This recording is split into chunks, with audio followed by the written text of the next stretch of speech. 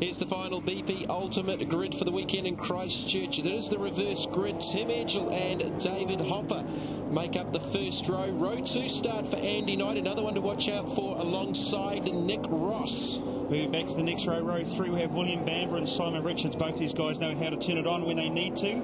And following back another row, we've got Scott McLaughlin and Andrew Anderson. Andrew will be a big mover in this race. Go back to the 5th row for Wade Henshaw, who showed some good speed in race number 1 alongside Martin Short.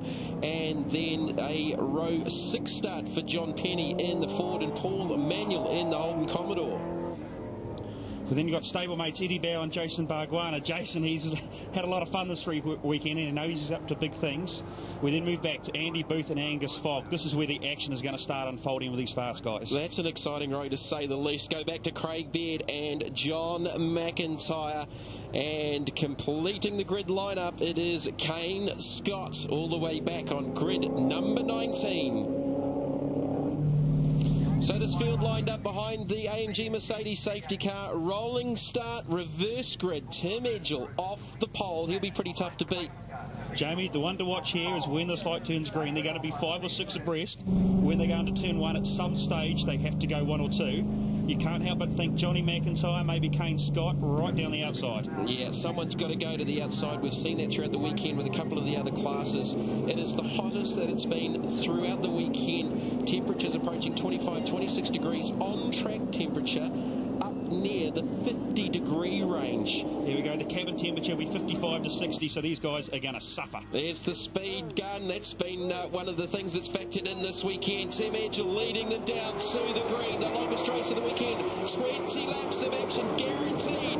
Let them go down to the kick in turn number 2. Tim Edgell gets the initial jump. Andy Knight slots right in behind the Chester's Ford. A lot of tyre smoke so far. Andy Anderson was one of them. Paul Manuel was right in behind, on board with Martin Short in the Zone Ford. Trying to get a run on John Penny in the Penny Homes car. Paul Manuel off. The Oryx Commodore, he's not going to repeat his heroics from a year ago. Here we go, Andrew Anderson. I think that is down the inside.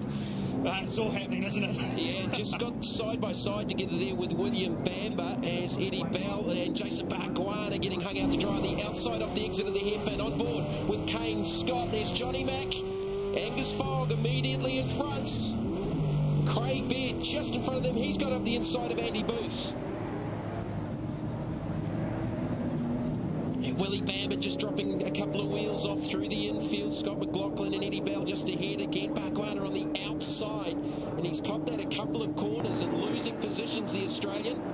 Spoke to him for this race and he reckons everybody is completely mad in this. He might wait for 1 or 2 laps to establish himself, but he's just run wide off turn number 8 and lost another spot in the juiced up Rock Energy drinks. Here's the peak antifreeze replay. This is Manuel going off now. Is something broken there? Yeah, you hit the nail on the head. Something had to go wrong because it was such a unique position for him to go off, and he just coasted off. On board with John McIntyre and the Amcor Falcons. So yeah, just peeling off to the outside of the circuit. I think, well, he's still staying out there. Hard to see. We'll just watch the left scoring. I think Manuel now dropping to the tail of the scoring. So I think something has broken. One of the cars up in front. I don't know who that is. It's, there's a lot of smoke up into 2 on board with Kane Scott. Who is that? It's Jason Barguana, possibly. He's certainly losing more ground and falling back into the clutches of the leaders. Well, the faster guys trying to work their way through with this reverse grid race. Spoke to the Tim Edgell team before this race, and that actually saved all their good tyres. So this set of tyres that's on this car, here we go, it's John Penny dragging the front splitter. That's not ideal, because if that gets caught underneath that front tyre, it's just going to spit him off the track. So John Penny, there's been some contact damage, left front tyre for Jason Barguana. Here's the peak antifreeze replay. Scott McLaughlin off the curbs, under brakes, into the side, I think initially Eddie Bell. And I think John Penny might have just clipped him on the way past there. So it's already started. Tim Edgell out in front, chased by Andy Knight. There's Paul Manuel, he is in the pits. And it looks to be race over for the Oryx Commodore.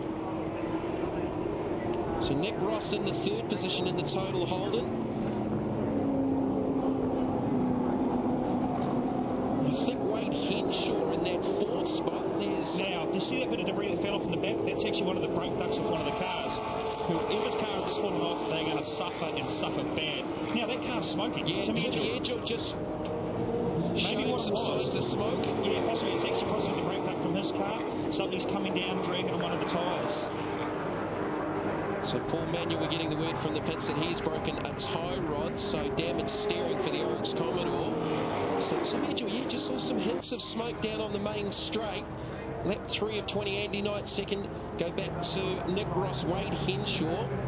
Well, let's go back. Look at the guys that are actually going for the round win and probably the championship battle. Craig Beard already up to 9th. Angus Fogg up to 11th. Johnny McIntyre up there as well. Kane Scott, Andy Booth. So all those guys in the championship hunt. Linus Stern right in the middle of the pack. Johnny Mack for the round on 142. Beard on 129. Kane Scott 120. Fogg 116. Booth 103.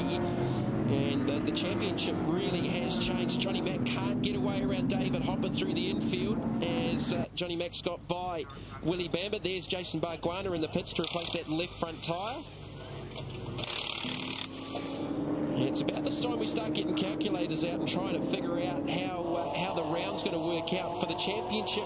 Craig Beard with a 6-point advantage going into this race over Johnny McIntyre, 298 to 292. Well, what's happening now? Johnny McIntyre's lost a place to William Bamber. We didn't expect that. Maybe Johnny was trying to set himself up for David Hopper and just got caught napping a bit. Yeah, John still hasn't been able to get around David Hopper. Angus Fogg, third in the championship on 286, 12 points out of the lead. Kane Scott's gone from 10th to 4th in the space of 2 races. Tim Edgell has gone from 3rd to 6th after his drive shaft problems in race number 1. McIntyre this time with a run on Hopper. Yeah, he got past William Bamber as well. So maybe he got caught napping there by William.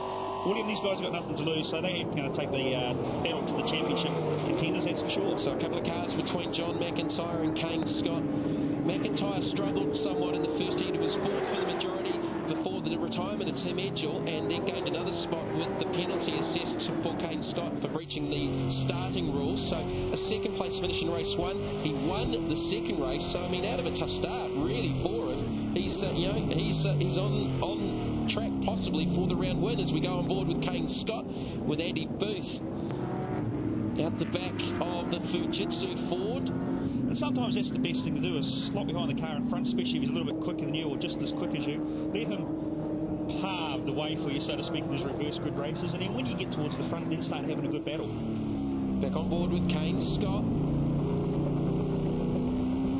Now, you can actually hear a bit of a tap-tap-tap noise, like it's got a flat spotted tyre.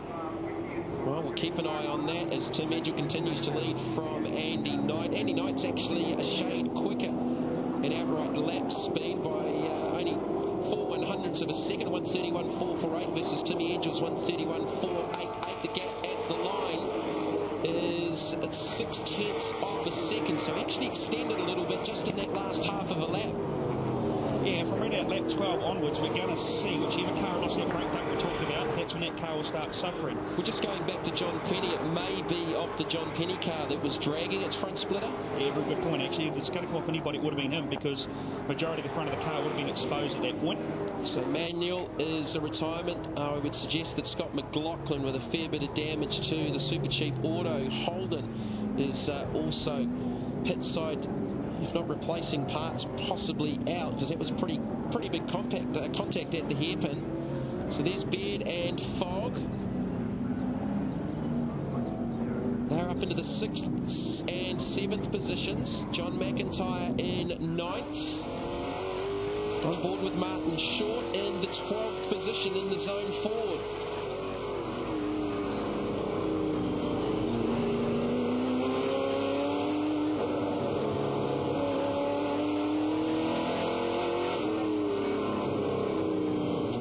It's Andy Booth just up ahead.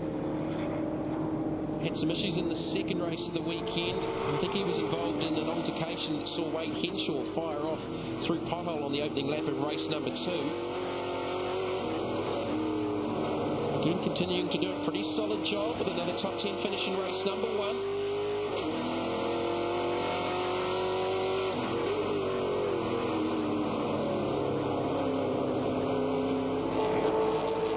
So there's John McIntyre and the Amcor Falcon.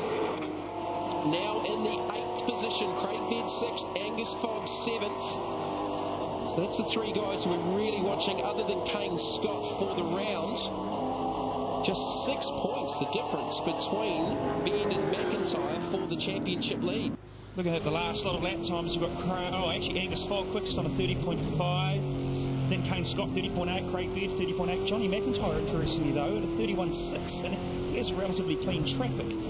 So maybe, just maybe, they actually haven't got the best set of tyres left for this race. Yeah, talking to Kevin Williams for Angus Fogg, they were pretty happy with their tyre set for the final race. So I mean, you'd have to think right now that Johnny Mac would probably have enough up his sleeve for the round win. We'll work that out. There's still a lot of racing left to go here. We're only on lap 6 of 20 for the final here. Here's Kane Scott and the Fujitsu Ford.